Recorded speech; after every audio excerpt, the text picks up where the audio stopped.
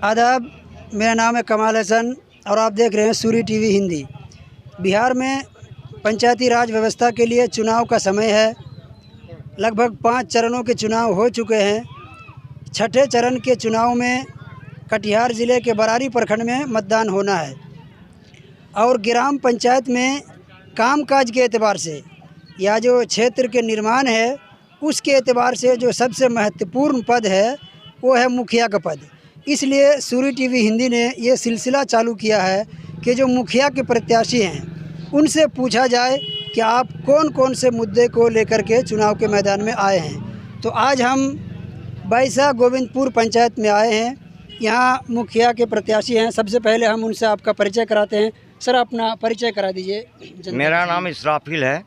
मैं बैसा गोविंद पंचायत से मुखिया प्रत्याशी हूँ। मेरा जो है आपका टेम्पू छाप है जो 4था नंबर में मेरा पड़ता है।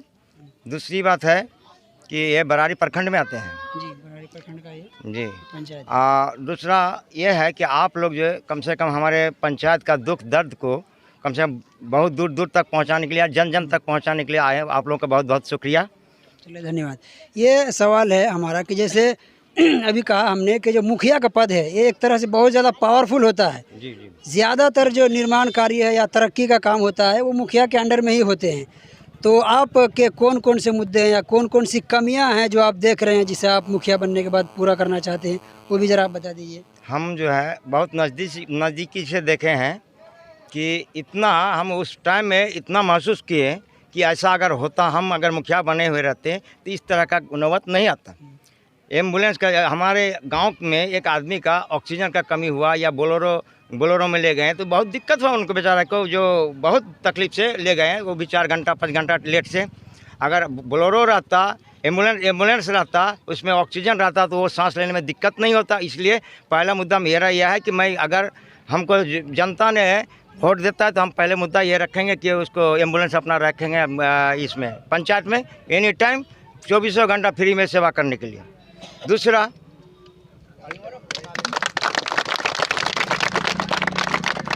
दूसरा जो है आपका स्वास्थ्य केंद्र के लिए मान के चलिए प्रतापगंज है, हम गए थे अब वोट मांगने के लिए तो वो लोग बोला कि भाई देखो इतना साल से मेरा जो है ना स्वास्थ्य केंद्र बंद पड़ा है, यहाँ बकरी और भैंस माल यही सब बन रहा है। अभी तक इसका जो है ना कोई मुखिया इसका मुद्दा नहीं लेके गया कि कुछ नहीं ले गया। मान के चलिए उससे नहीं सब पड़ता है। वो जो है कम से कम एमपी के एमएलए के पास जाता, एमपी के पास जाता, उसके नहीं होता। तो अभी हमारे कटिहार ज़िले में जो अभी डिप्टी सीएम बना है उसके पास मुद्दा लेके जाता तो कुछ कर पाता, कम से कम तो संभव था। लेकिन ऐसा नहीं किया। हमारे पूर्व मुखिया ने इस तरह का, या हमारे पूर्व मुखिया हो या मोहना चांदपुर के पूर्व मुखिया हो, ये सब कोई भी समस्या लेके खड़ा नहीं आज तक नहीं हुआ। दूसरा समस्या अभी हम देखते हैं कि अभी चतरापाड़ा गए तो वहाँ का रोड का ठिकाना नहीं है, अभी तक रोड ऐसे ही है पड़ा हुआ है। दूसरा जो बसगढ़ा गए तो वहाँ पर हम मोटरसाइकिल खुद जो है ना पैदल बुल करके ले गए। इतना भी कीचड़ है कि मत पूछिए। वहाँ भी पुल खुलिया, अभी तक है ना पुल हुआ है ना, रोड ठिकाना है अभी तक नहीं है। दूसरा जो है बैसा घाट में भी गए, बैसा घाट भी गए तो वही एक तो पुल है तो उसमें मिट्टी नहीं है, एकदम टूटा फूटा हुआ है। अभी तक उस पार में जाने के लिए पूरा जो है ना राउंड घूर करके वो ढाला पर होकर के बांध पर आना पड़ता है, उसका गाँव जाना पड़ता है। ये सारी समस्या है। दूसरा है शिक्षा के लिए। अब चतरापाड़ा में जो है अभी तक एक तो स्कूल नहीं है, अभी तक नहीं स्कूल है। और नहीं आज 20 साल से जो रहा, कोई भी मुखिया रहा या कुछ भी रहा, लेकिन आज तक उसका समस्या का समाधान आज तक नहीं हुआ। शिक्षा के लिए बहुत पीछे बेचारा मुसहर सब है, हम लोग का सिरसावादी लोग है। अगर हमको सब मैंडेट देता है, जिताता है तो हम ये सब काम जरूर करेंगे, हम ये बात निश्चित है। चलिए, बहुत अच्छा। बड़े बड़े मुद्दे हैं 3, ये शिक्षा है, स्वास्थ्य है, सड़क, तीनों पे आपने चर्चा किया।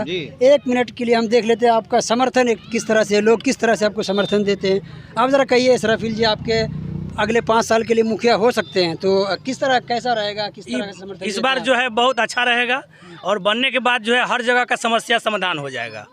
तो क्या आपका छाप जो है टेम्पू छाप है ना? जी जी, टेम्पू तो एक बार आप अपने क्षेत्र के जनता को संदेश दे दीजिए, गुजारिश कर लीजिए। हमारे जो है ना बैसा गोविंद पंचायत के जितना भी जनता है हमारे, उससे मैं अनुरोध करता हूँ और प्रार्थना करता हूँ, हाथ जोड़ता हूँ कि इस बार हमको मैंडेट दे, हमको जिताए, हम सारी काम करेंगे, ढंग से करेंगे। ये जितना भी हम बोले हैं वो काम करके दिखाएंगे। चलिए, बहुत अच्छा है, ये वादा किया है और जैसे अभी चुनाव से पहले जो माइक में ऐलान होता है, हर एक जो है कर्मठ होता है, हर एक ईमानदार होता है, हर एक समाज सेवी होता है, लेकिन इसमें चुनना आप ही को है कि कौन आपके लिए ज़्यादा काम करने वाला है, कौन ज़्यादा घोटाला करने वाला है, कौन कैसे हैं वो तो आप जानते ही हैं। बस ये है कि आपको सही प्रत्याशी को चुनना है, उसी को पद देना है, उसी को जिताना है, ताकि आपके क्षेत्र का काम हो। ऐसा हरगिज़ नहीं करना है कि पैसे लेकर के वोट देना। ये जैसे कि अभी आमतौर से पंचायत चुनाव में हो गया है, जो पैसा बांट दिया उसी का वोट। ऐसा करने से क्या होगा कि जो बंदा पैसा दे के वोट खरीद के पद हासिल करता है, आप अपनी तरफ से देखिए कि अगर जो कोई 2 बीघा ज़मीन बेच करके चुनाव लड़ के जीतता है तो क्या वो सेवा करने के लिए और 2 बीघा ज़मीन बेचेगा? हरगिज़ नहीं, बल्कि वो 2 बीघा से 10 बीघा बनाने की कोशिश करेगा। जो क्षेत्र के लिए फंड आएगा वो फंड क्षेत्र में इस्तेमाल ना करके अपने जेब में और अपने घर बनाने में इस्तेमाल करेगा। इसलिए सावधानी और होशियारी इसी में है कि पैसा लिए बगैर, किसी लालच के बगैर जो काम का उम्मीदवार है, जो काम का आदमी है, जो समाज के लिए फ़िक्रमंद होता है, जो क्षेत्र की तरक्की के लिए चिंता करता है, उसको चुना जाए। बहुत बहुत धन्यवाद।